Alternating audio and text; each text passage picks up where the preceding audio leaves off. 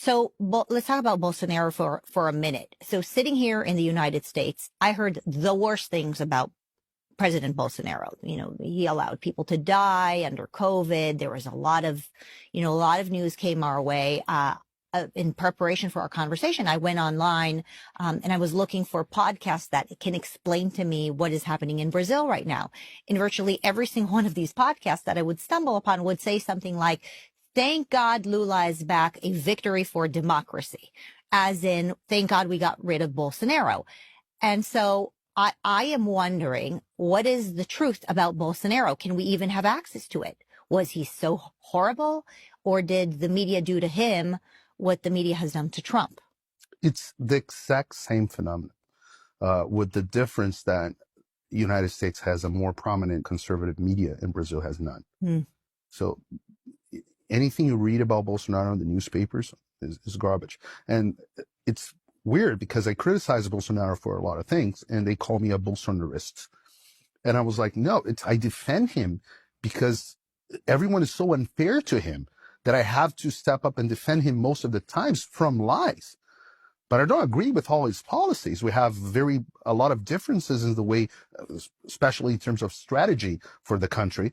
But the media, they lie so much. What they've done with Donald Trump and with Bolsonaro, it's unprecedented in the history of journalists, because the media was always biased. It was biased in the time of my grandfather, and he used to complain a lot about it.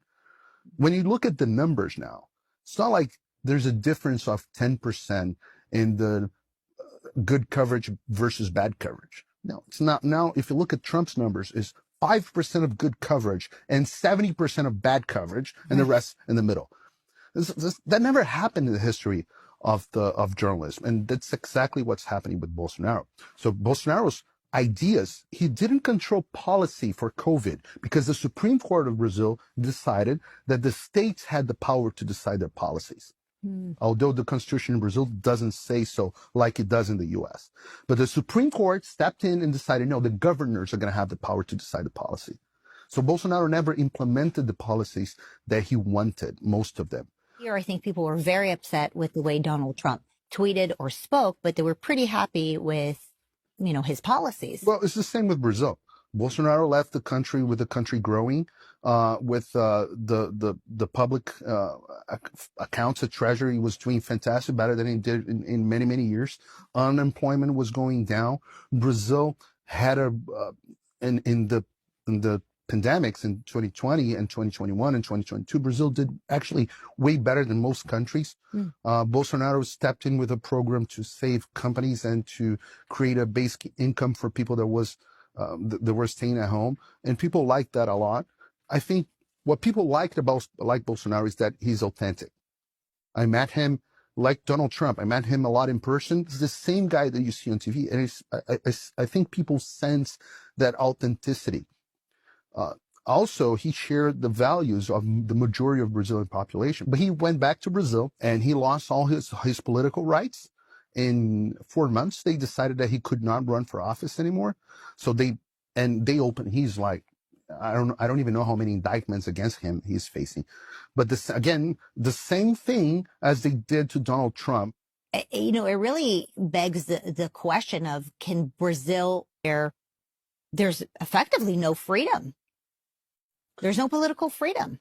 And that's what faces the country now the most. People are they lost their hopes. And what I think the Milei's election in Argentina, that shows hope. That shows we can defeat the establishment. They're not indestructible. Argentina did it, and the United States, I believe, will do it. And I think we can do that in Brazil as well. And a lot of that has been done by journalists like myself who are in the United States, and we can still speak freely because of, thank God, First Amendment. Right. But Bolsonaro was pro-America. Lula is very much anti-America. And the BRICS is just a way of hurting the United States. So the BRICS is not really a thing. It's not really an institution. It's just a group of people that meet with the bank that is funded by China. But the main thing about the BRICS is it is a way of agreeing to not do trade, for example, in US dollars. So the main goal of Lula now, and Lula already signed 15 treaties with China since it took off. And the only thing that everyone agrees, Russia, China, India, is that the power of the United States needs to be undermined. They believe in a more multipolar world. And Lula is becoming cozy, very cozy with China. With Lula, they can do whatever they want now. The Chinese. They can do whatever they want. Lula sees China as the alternative to the United States, to the point that for 150 years, the United States were the number one commercial party of Brazil. And then Lula, on his first term, during his first term, China became number one. And now China does almost twice as much commerce with Brazil. What about Iran? What is Brazil's relationship with the Iranians? And if the Iranians do come to the table, which they seem like they are, joining BRICS, and what does that look like? Are the Iranians having a strong influence on the Brazilians now? Well, we had the Iranian ship docking in Brazil earlier in 2023. And why? Being resupplied because Brazil let them. The Brazilian government let them. And they even threw a party on the ship. It was the weirdest thing in the world. The stronger guy, the most important guy on Lula's foreign policy, was, let me call it Lula's Anthony Blinken. He wrote the preface of a book exhorting the political importance of Hamas. There's a gentleman called Celso Amorim. The political importance of Hamas. Yes. So Lula, it's not new. The position of Lula anti-Israel is not new. So Lula's party was always openly against Israel and pro-Palestine, whatever that is. And that's where Brazil stands now. The foreign policy of Lula's administration is a disaster. Most of his policies are. The economy is not doing well. Brazil in 2020 is expected to grow 2.5% to 3% in 2023, which you would say, wow, it's good. No.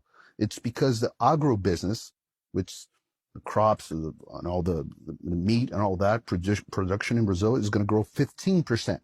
And they represent 30% of the country's economy. But Lula is very hostile to the agribusiness in Brazil. So the rest of the countries, the manufacturing, the service, the construction, everything is going down the drain.